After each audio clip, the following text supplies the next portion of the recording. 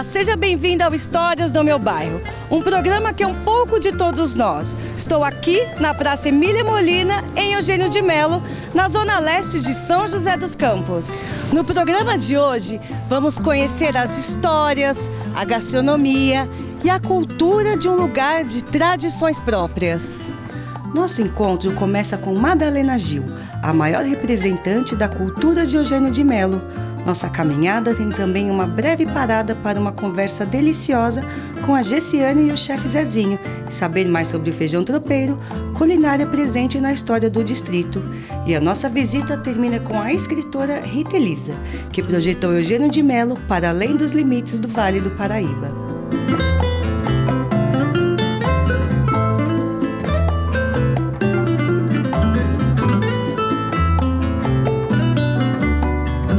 A gente começa a nossa conversa com a Madalena Gil, dona de um vasto conhecimento e uma disposição incrível para contar as histórias do distrito, as histórias de Eugênio de Melo. Então, Eugênio de Melo era um local onde tinha uma mata imensa e era conhecida essa região como Capão Grosso. Aqui ao lado do centro de Eugênio de Melo ficavam algumas fazendas. Os tropeiros começaram a passar aqui porque já começaram as fazendas e eles que traziam as notícias, né? Todas as notícias eram trazidas pelo tropeiro e o tropeiro, inclusive, ele trazia o sal para as fazendas, que era a única coisa que eles não tinham, era o sal e o querosene. Logo após a vinda dos tropeiros, vieram os boiadeiros, traziam as boiadas. Foi feita primeiro caminho chamado a Estrada do Imperador, que ligava o Rio de Janeiro a São Paulo. E nessa estrada todos que viajaram passaram, até o governador, com certeza. E eles pernoitavam na sombra do nosso Jequitibá, que tem mais de 500 anos. Ali era um ponto de parada, que eles falavam que era o ponto de pousada, porque ao lado do Jequitibá tinha um rio com a água cristalina, chamado hoje Rio da Nossa Senhora. Hoje, quando a gente chega em Eugênio de Melo, ouve muito falar dos Molina, rua, praça, biblioteca. Todos esses lugares levam o nome da família Molina. E a Madalena vai contar pra gente quem são essas pessoas e como essa história começou. Chegou aqui a família Molina. Seu Ambrósio Molina veio com a sua esposa, dona Emília Molina, seu filho Aníbal Molina e também um irmão, Pedro Molina. Eles compraram a maior área dessa região, aonde eles fizeram uma grande produção de café e passou a ser um dos líderes dos fazendeiros da região. Na época que chegou aqui a família Molina, houve uma grande geada nessa região que matou 60% dos cafezais. E os fazendeiros ficaram muito preocupados. Como eles eram muito religiosos, as esposas dos fazendeiros fizeram uma promessa à Nossa Senhora pedindo a recuperação dos cafezais. Enquanto isso, porque naquela época o café levava 12 anos para a primeira produção. Mas como já tinha parte do cafezal que sobrou, 40%, né? Eles faziam a plantação na área alta, nas montanhas. E a área baixa era um pântano que eles fizeram, era um pântano que passou a chamar-se várzea, porque eles fizeram a secagem para poder plantar. Aí iniciou a plantação do arroz, feijão, milho, abóbora, batata nessa região. E eles foram pegando essa produção da várzea e o pouco que restou do cafezal. Até que esse cafezal foi recuperado e aumentou e veio o café de melhor qualidade. De povoado para vila, os relatos passam pelos caminhos da fé e do café em Eugênio de Melo.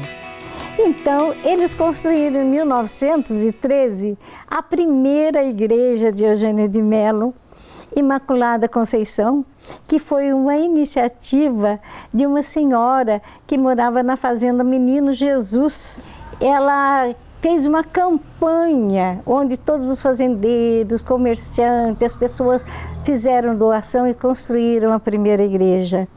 E como era de Nossa Senhora, o local ficou conhecido como Vila de Nossa Senhora, porque eles achavam que era o milagre da recuperação do café.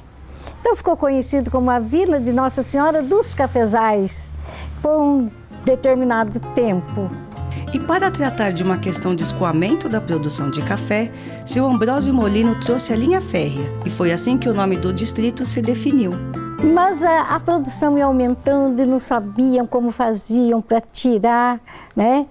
E ele, como era uma pessoa instruída, que ia sempre através de charretes, trolles para a capital, que era o Rio de Janeiro, ficou sabendo que ia ser construída uma linha ferroviária, mas que não ia passar em Eugênio de Melo. E ele soube, voltou, conversou com os fazendeiros e foi até o Rio de Janeiro e conseguiu fazer com que fosse feito um desvio para a construção da estação de Eugênio de Melo, para eles poderem escoar o café. Para ele conseguir isso, ele ofereceu a terra para construir a estação, a água que foi canalizada da fazenda para abastecer a Maria Fumaça, a lenha para as fornalhas, e foi uma conquista. Aí foi construída a estação de Eugênio de Melo. A primeira estação foi uma estação de madeira e mais tarde foi a estação de alvenaria, construída pelo engenheiro Adriano Eugênio de Melo, que deu origem ao nome do nosso distrito. Dona Madalena também tem história sobre a primeira igreja de Eugênio de Melo. Quando a igreja mudou de lugar, algumas imagens ficaram sob a guarda dos moradores. Madalena ainda tem uma imagem de São Benedito daquele tempo. E o que aconteceu? A nossa igreja foi construída em 1913. Ela embaixo aconteceu que abriu um grande formigueiro. Ela era feita de taipa, era linda. Quando ela foi construída, as imagens foram importadas e foram compradas no Rio de Janeiro pelo seu Ambrósio Molina. Imagem veio de Portugal, veio da França, veio da Itália. Então, cada imagem veio de um país e cada imagem foi comprada por um fazendeiro da época e doada. E a igreja, devido ao formigueiro, começou a dar rachadura no piso e nas laterais. E eles ficaram com medo de cair. Quando chovia muito e dava trovoada, como falavam na época, a igreja balançava. Aí reuniram os comerciantes com os fazendeiros na época e decidiram demolir aquela igreja. Mas aonde que eles iam construir a nova igreja? Meu pai falou com o seu João Molina, que era neto do Ambrósio Molina, e fizeram um acordo de uma permuta. Ele doou a área onde é construída hoje a primeira igreja, em troca de ser construído um jardim no local da antiga igreja e receber o nome da avó dele, Emília Molina. E foi o que aconteceu.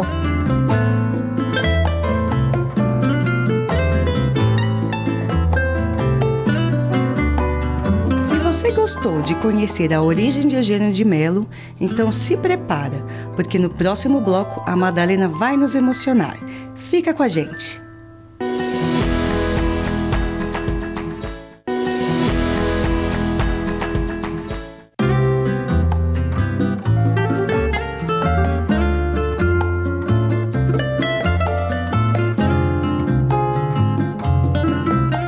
Por Eugênio de Melo foi o maior legado que o pai da Madalena, Geraldo Fernandes da Silva, deixou para os filhos. Ele trabalhou nas lavouras de café, foi comerciante e subprefeito do distrito. Foram anos e anos de dedicação para ver Eugênio de Mello crescer. E quando ele esteve doente, muito doente, a última vez que ele foi para o hospital, eu estava com ele na ambulância. E ele pediu para mim: Madalena, me levanta e fica me escorando e pede para o Hélio, que era o motorista, dar uma volta em todas as ruas de Eugênio de Mello para mim me despedir. E o Hélio fez isso, e nós demos a volta de Eugênio de Mello, e ele falava: adeus, Eugênio de Mello, querido, agora eu só volto para ir para o meu lugarzinho. E foi o que aconteceu. Quando ele voltou para ser enterrado em Eugênio de Mello. E aqui ele está. E esse amor por Eugênio de Mello continua na família. Passei por meus filhos passaram pelos meus netos. Meus pais estão enterrando aqui, meus avós, meus irmãos, primos, tios, meu marido, meus filhos, que eu tenho 2 filhos falecidos, e o meu lugarzinho está lá me esperando. E Deus sabe o momento e a hora. Enquanto eu não for, continuo amando Eugênio de Mello e fazendo o que é possível para Eugênio de Mello. E costumo dizer que Eugênio de Mello é como um doce, e quem experimenta passa a gostar e não esquece jamais.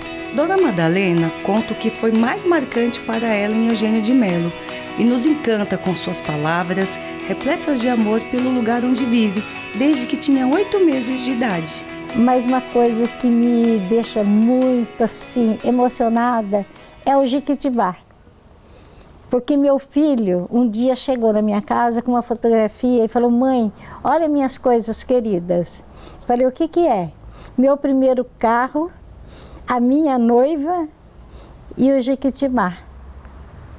E depois, aí, aquele Jequitibá que passava despercebido, quando eu comecei a fazer pesquisa para começar a Festa do Tropeiro, que eu dirigi durante 12 anos, eu descobri que foi o ponto de pousada, né, da Estrada do Imperador, e foi tombado, né, tem mais de 500 anos. E eu amo aquele Jequitibá.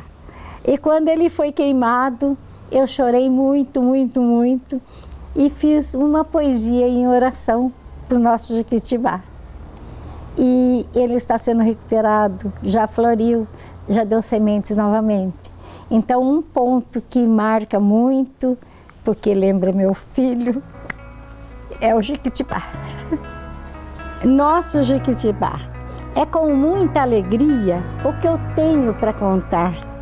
Foi Deus que plantou um dia, ao lado de um riacho, um lindo Jequitibá. Quem passava descansava em sua sombra gostosa para a viagem continuar. O tropeiro ali pousava, pegava água no rio pro seu feijão preparar e tocava sua viola para a tristeza espantar. Quando o dia ia surgindo, arreava o seu cargueiro e seguia o seu caminho. O tempo passou, tudo mudou, mas o nosso Jequitibá continua no mesmo lugar, com a sua sombra gostosa, para quem quiser descansar, onde Deus, com sabedoria, um dia o quis plantar. Homenagem ao meu filho Lincoln. Dizem que Eugênio de Mello é uma grande família e pudemos comprovar isso no bate-papo que tivemos com a Gessiane e com o Zezinho, uma geração de moradores apaixonados pela tradição e costumes do local. Quando a gente falava que ia montar um restaurante, todo mundo que a gente conversava falava: ó, tem que chamar o Zezinho para cozinhar, viu? Ó, você conhece o Zezinho que mora ali, perto da linha do trem e tal? Tem que ser ele. Eu falei: meu Deus do céu, mas todo mundo fala que tem que ser o Zezinho, então tem que ser o Zezinho, né? Vamos começar a conversar. É verdade. Fomos atrás do Zezinho. A gente marcou um jantar, eu me vesti de chefe na minha casa para servi-los.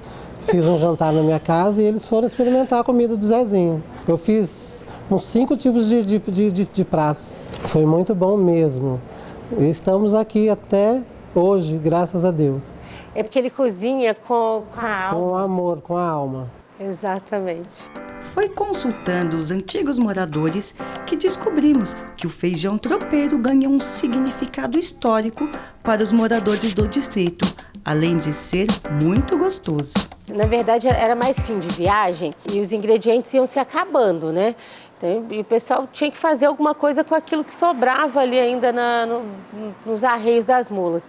Então, normalmente ainda tinha um pouco de feijão, um pouco de farinha, um pouco de linguiça, carne, e aquilo ali virou um prato só, tudo junto, e foi aí que realmente nasceu o feijão tropeiro, que é algo que a gente ama. Na festa de Eugênio de Mello, a gente deu feijão tropeiro pro pessoal. A gente fez a gente fez um agrado. O pessoal a gente fez e demos o feijão tropeiro para o pessoal da festa. Para lembrar através desse sabor, dessa história, né? Lembrar mesmo lá de como era tudo antigamente, né? Eugênio de Mello tem todo aquele clima de interior, mas o distrito não parou no tempo não. Acompanhou todos os processos, das grandes plantações à industrialização e ao setor tecnológico. É muito interessante porque você tem moradores antigos, as famílias, né, que se conhecem, os filhos que às vezes até foram casando e ficando por aqui. Você tem a venda, tem gente, a própria mãe do Zezinho gostava de comprar na venda do Carlinhos, que é a antiga venda do Will, que era aquela coisa de marcar na caderneta. Sim. Então, isso é algo ainda presente no nosso dia a dia. Você vê o pessoal passando de charrete, né, e você olha para o lado, você tem as fábricas modernas, você tem o parque tecnológico, as universidades e tudo isso convivendo em harmonia, né? Você vai até ali e encontra um monte de gado, um cenário bonito de manhã, uma várzea cheia de garças e as vacas ali tomando água. E você está a poucos minutos de tudo que tem de mais moderno, né? De centros empresariais. É engraçado que você conversa às vezes com as pessoas, a pessoa fala assim, eu vou para São José, como se não fizesse parte de São José, mas é meio inconsciente, porque é um clima tão diferente que parece que você não está numa cidade grande, sabe? Parece que você está mesmo numa cidadezinha do interior. As festividades de Eugênio de Mello são um grande momento de confraternização dos moradores e uma homenagem às histórias do distrito. No dia 31 de agosto é o aniversário do Eugênio de Mello, que inclusive esse ano faz 145 anos e tem a comemoração, né, do aniversário, e sempre o dia principal da comemoração é o domingo do desfile, né? Então, um desfile que hoje você não vê mais, mesmo nas cidades pequenas, aquele desfile bem interiorano.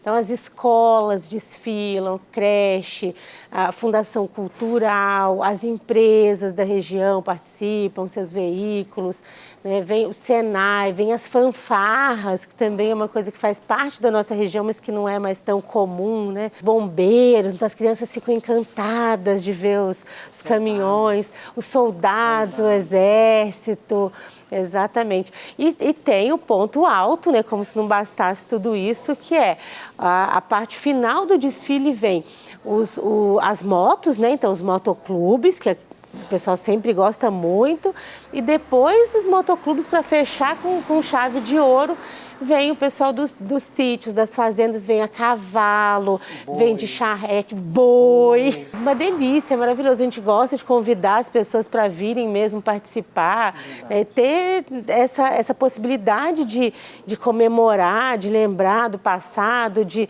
confraternizar, né, de estar todo mundo na rua ali, aquele dia agradável. Depois o pessoal já termina já perto da hora do almoço, então já emenda o dia todo aí de confraternização, pessoal.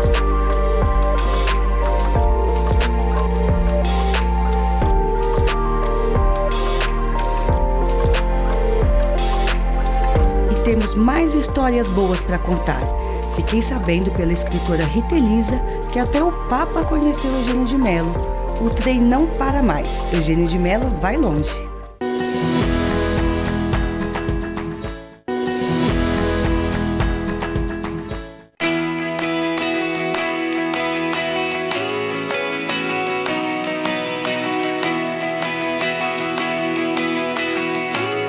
O encontro com a escritora Rita Elisa foi no Patrimônio do Distrito, a Estação Ferroviária Eugênio de Mello.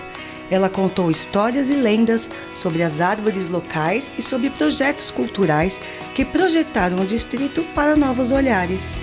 A Rita Elisa chegou em São José há 43 anos e logo a vontade de morar em Eugênio de Melo virou um sonho. Rita, para a gente começar esse papo nosso aqui, conta como foi a sua chegada em Eugênio de Melo. Olha, Karina, a minha chegada em Eugênio de Melo foi assim, algo que eu estava aguardando há muito tempo. Encantei porque parece muito com a minha cidade natal, Santa Rita de Sapucaí, que é uma cidade do interior, pequena. Até que aconteceu, o meu sonho, né, se tornou realidade, foi em 2013. Já faz 9 anos. Rita Elisa é escritora como seus pais e ela precisava de um lugar ideal para trabalhar. Rita, e qual foi o motivo que levou você a querer morar em Eugênio de Melo e atualmente morando em Eugênio de Melo? É que Eugênio de Melo, ele tem um quê de cidade do interior. E eu procurava em São José dos Campos, eu queria um lugar sossegado e sempre sonhando com São José. E por incrível que pareça, aqui eu consegui ter muito mais habilidade na escrita, tá? Trabalhar mais. Aqui eu consegui me remeteu à minha infância, a tudo que eu vi em Santa Rita. Então, é o meu mundo particular. Eugênio de Melo, eu amo estar aqui. Eugênio de Melo acabou oferecendo mais oportunidades para a Rita com a realização de projetos de memória e de entrosamento da cultura local com novos públicos. A gente sabe que você tem projetos bem importantes na parte de arte e educação, com a intenção de preservar a cultura local. Conta um pouquinho para a gente quais são esses projetos e o público que está envolvido nisso. Então, logo que eu cheguei aqui em Eugênio de Melo, fiz um projeto chamado Ponteiros da Memória. E esse projeto, Karina, fez um sucesso. E foi uma oficina de 2 anos no Rancho do Tropeiro. Isso mesmo, você está sabendo, né? Eu estudei, pesquisei. Mas essa oficina foi algo que me surpreendeu muito, porque eu falei, eu não posso parar. Eu tenho que conhecer mais sobre Eugênio de Melo. Tudo você tem que ter uma base, né? Então, essa memória primária ajudou muito essa nova geração a conhecer os benefícios de morar em Eugênio de Melo. São José dos Campos tem muita área verde e algumas árvores fazem parte da cultura local. Em Eugênio de Melo tem 2 que participaram dos projetos da Rita, como as lendárias jaqueiras e o famoso Jequitibá. As 3 Jaqueiras foi um projeto que, na época, o Benê Fernandes, que é o irmão da Madalena Fernandes, o Benê já é falecido, eu fui à casa dele e ele me passou alguns escritos, inclusive a lenda das 3 Jaqueiras. Fiquei apaixonada. Perguntei para a Madalena, ela me explicou também a lenda. E estava cogitando na época de vender a fazenda, né, e fazer algo assim maior ali. Eu falei, então precisamos pelo menos que as jaqueiras fiquem, né? Fizemos o projeto e hoje as 3 jaqueiras são imunes de corte. Conta um pouco da história das jaqueiras, que é uma lenda, que história é essa? O fazendeiro, que era muito rico, ele guardava todas as pedras preciosas, ele guardava os tesouros dele, que eram moedas de ouro, ele guardava dentro de um pote. E o filho dele queria esse tesouro. E ele, depois de certo tempo, ele resolveu que ele não ia, que ele ia esconder. Ele chamou o capataz e falou, não, você planta 3 jaqueiras, pegando dessa do meio, você faz um norte. E numa reta só. Lá no final do banhado você vai ver que tem muitas árvores. E bem na reta tem outra jaqueira que ele plantou lá. Ele colocou um jarro de barro cheinho desse tesouro. Na hora que eles voltaram, ele matou o capataz para ele não contar aonde que estava. E quando ele estava em seu leito de morte, já o filho foi lá, pai, aonde que você plantou? As árvores já tinham crescido. Já tem que contar agora. Aonde que o senhor colocou? Aonde o senhor colocou? Ele falou assim, você subindo... Em uma das jaqueiras. Na jaqueira do meio, né? Na jaqueira do meio. E você olhando até onde o seu olhar alcança. Você segue uma reta, aí ele morreu. E ele não falou mais nada. Então ninguém sabe onde está o tesouro até agora. Conta um pouquinho sobre o Jequitibá, que ele é um símbolo de São José e é fundamental aqui na história de Eugênio de Mello. Conta pra gente. Jequitibá está aí há mais de 500 anos. Ele está num processo de preservação que eu acho que é um dos únicos no Brasil que começou com esse processo. Então, ele é muito querido. Hoje tem um alambrado por causa dos incêndios que aconteceram. Esses incêndios aconteceram porque já vem de uma tradição. Os tropeiros paravam embaixo do Jequitibá. 1500, 1600, 1700, né? Os tropeiros, quando passavam, paravam ali, tiravam uma capelinha, que ela é dobrável, e você amarra com uma fitinha de couro, e ali eles marcavam onde estavam, e acendiam ali a trempe. Então, com o passar dos anos, na oralidade, aquilo ficou assim. É um lugar especial, é um lugar onde as pessoas rezam, é um lugar onde as pessoas descansam. Ali é um portal, já falaram até uma vez com um grupo, eles falaram, nossa, isso aqui é um portal de energia. Até que uma certa vez, né, pegou fogo, porque deixavam muitas velas. Então pegou fogo no Jequitibá e ele começou a queimar por dentro. Então as pessoas nem percebiam, né, que ele estava queimando, aí de repente, aí o estrago estava muito grande. Aí teve um processo de cura, de restauração, de remédios, e ele foi fechando, essa ferida foi fechando, até que aconteceu novamente, né? Aí eu resolvi fazer um movimento. O movimento era o seguinte: além de abraçar o Jequitibá, chamei as crianças da Fundasc, do Literatrupe, e nós começamos a escrever em plaquinhas frases de amor. Então eles escreviam e deixavam lá para o Jequitibá, e ele foi restaurando, ele foi, né, criando novamente forças, e ele está aí até hoje. A Rita Elisa gosta tanto de Eugênio de Mello que a sua produção como escritora levou o distrito para outros ares. Um livro que ela escreveu, Cora Coralina, Raízes de Aninha, virou filme e parte da locação foi gravada em Eugênio de Mello. E foi por causa de um outro livro dela que o Papa Francisco soube de Eugênio de Mello.